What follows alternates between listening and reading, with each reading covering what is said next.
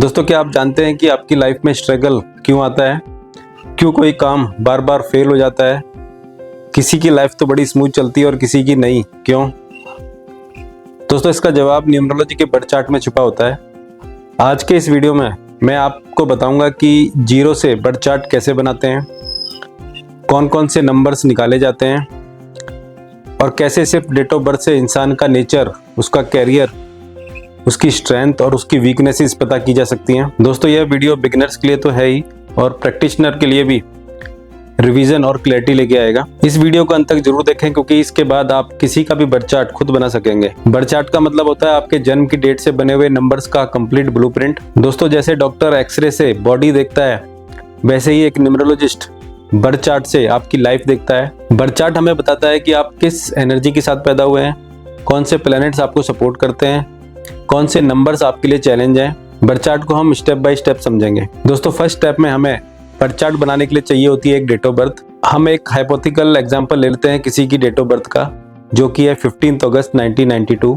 इस date of birth से हम समझेंगे लोशो ग्रिड बनाना, ड्राइवर यानी कि मूल्यांक निकालना, कंडक्टर नंबर यानी कि भाग्यांक निकालना, कुआं नंबर निकालना और लॉटरी नंबर्स निकालना। दोस्तों, फर्स्ट पार्ट में हम बात करते हैं लोशो ग्रिड के बारे में, जो कि एक पावरफुल पार्ट है।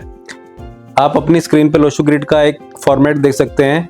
ये लोशो ग्रिड का फिक्स्ड फॉर्मेट है। अब आपको अपने डेट ऑफ बर्थ के सारे नंबर्स इस लोशो ग्रिड के फॉर्मेट में फिल करने होते हैं। फॉर एग्जांपल, अगर लोशो ग्रिड में नंबर 4 जहां प्लेस है, तो अगर आपके डेट ऑफ बर्थ में भी नंबर 4 आता है तो उसी के अकॉर्डिंग सेम बॉक्स में आप 4 को प्लेस करेंगे। इसी तरह बाकी नंबर्स को भी 1 बाई 1 लोशो ग्रिड के बाकी नंबर्स के अकॉर्डिंग प्लेस किया जाता है। अगर कोई नंबर रिपीट होता है तो उसे भी उसी बॉक्स में रिपीट किया जाता है। दोस्तों, अगर आपके डेट ऑफ बर्थ में 0 आता है तो उसे किसी भी बॉक्स में फिल नहीं किया जाता है, उसे इग्नोर किया जाता है। तो चलिए, जो हाइपोथेटिकल डेट ऑफ बर्थ हमने ली है उसको लोशो ग्रिड में प्रैक्टिकली फिल करना समझ लेते हैं। दोस्तों, अगर हम इस डेट ऑफ बर्थ की बात करें तो सबसे पहले आता है नंबर 1।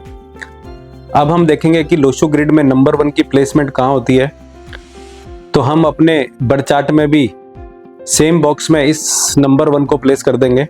अगला नंबर आता है नंबर 5। इसे भी हम लोशो ग्रिड के अकॉर्डिंग सेम बॉक्स में फिल कर देंगे। डेट ऑफ बर्थ का अगला नंबर है 0, इसे हम इग्नोर करेंगे। अगला नंबर जो आता है वो है नंबर 8, जिसे हम लोशो ग्रिड के अकॉर्डिंग फिल कर देंगे। अगला नंबर जो आता है अगेन वो आता है नंबर 1, उसे हम सेम 1 वाले बॉक्स में रिपीट कर देंगे। इसी तरह हम बाकी नंबर्स को भी लोशो ग्रिड के अकॉर्डिंग 1 बाई 1 फिल कर देंगे। दोस्तों, अगले स्टेप में हम बात कर लेते हैं ड्राइवर यानी मूल्यांक की। ये होता क्या है और इसे लोशो ग्रिड में प्लेस कैसे किया जाता है। फॉर एग्जांपल, अगर इस डेट ऑफ बर्थ में 15 का अगर हम टोटल करते हैं और सिंगल डिजिट में कन्वर्ट करते हैं तो आता है नंबर 6। ये आपका ड्राइवर नंबर है। अब ड्राइवर नंबर को भी हम लोशो ग्रिड में प्लेस करेंगे। हम देखेंगे कि लोशो ग्रिड में 6 नंबर कहाँ पर प्लेस है, तो अपने बर्थ चार्ट में सेम बॉक्स में हम नंबर 6 को प्लेस कर देंगे। दोस्तों, यहाँ पर एक इंपॉर्टेंट बात याद रखने वाली है कि अगर आप किसी भी महीने की 1 से लेकर 10, 20 या 30 तारीख को पैदा होते हैं तो आपके ड्राइवर को हम लोशो ग्रिड में फिल नहीं करेंगे, क्योंकि अगर हम इस डेट को सिंगल डिजिट में कन्वर्ट करेंगे तो सेम नंबर निकल के आएगा, जिसे हम आपके लोशो ग्रिड में पहले ही फिल कर चुके हैं। दोस्तों, ड्राइवर नंबर हमें बताता है कि इंसान का नेचर क्या है, उसका थिंकिंग पैटर्न क्या है, उसकी इनर पर्सनैलिटी क्या है। दोस्तों, अगले स्टेप में हम बात कर लेते हैं कंडक्टर नंबर यानी कि भाग्यांक की। इसे कैलकुलेट कैसे करते हैं और इसे बर्थ चार्ट में प्लेस कैसे करते हैं। दोस्तों, कंडक्टर नंबर निकालने के लिए हमें अपनी पूरी डेट ऑफ बर्थ का टोटल करना होता है। जैसे अगर हम इस पूरी डेट ऑफ बर्थ का टोटल करते हैं तो निकल कर आता है नंबर 8। ये आपका कंडक्टर नंबर कहलाएगा। इसे भी हम लोशो ग्रिड के अकॉर्डिंग जहां पर नंबर 8 आता है वहां पर प्लेस कर देंगे। दोस्तों, कंडक्टर नंबर हमें बताता है लाइफ की डायरेक्शन, डेस्टिनी और आपकी सक्सेस और स्ट्रगल का पैटर्न। दोस्तों, अगले स्टेप में हम बात कर लेते हैं कुआं नंबर की। ये एक फेंग शुई का पार्ट है, लेकिन मॉडर्न न्यूमरोलॉजी में ये बहुत इंपॉर्टेंट है। कुआं नंबर आपकी डेट ऑफ बर्थ में कहीं नजर नहीं आता है, लेकिन इसे हम इग्नोर नहीं कर सकते हैं। कुआं नंबर निकालने के लिए सिर्फ ईयर ऑफ बर्थ लेना होता है। कुआं नंबर जेंडर के हिसाब से निकालते हैं, मेल और फीमेल के लिए अलग अलग रूल है। कुआं नंबर निकालने के लिए आपको सिर्फ ईयर ऑफ बर्थ चाहिए होता है। फिर ईयर ऑफ बर्थ के टोटल को सिंगल डिजिट में कन्वर्ट किया जाता है। तो अगर आप मेल हैं तो ईयर ऑफ बर्थ के टोटल को 11 में से माइनस किया जाता है, और अगर आप फीमेल हैं तो ईयर ऑफ बर्थ के टोटल में 4 को प्लस किया जाता है। दोस्तों, जो डेट ऑफ बर्थ हमने ली है ये एक मेल की डेट ऑफ बर्थ है, तो अगर हम ईयर ऑफ बर्थ का टोटल करते हैं तो आता है नंबर 3। अब नंबर 3 को हम 11 में से माइनस करेंगे तो निकल के आएगा नंबर 8।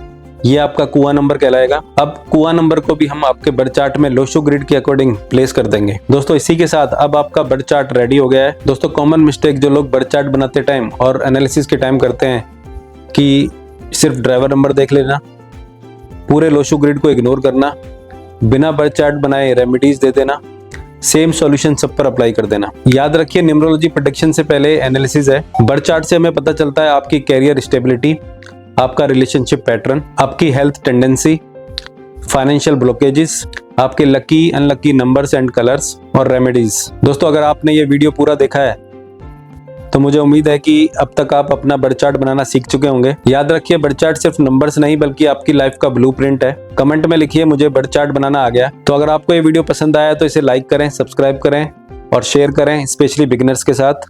नमस्कार।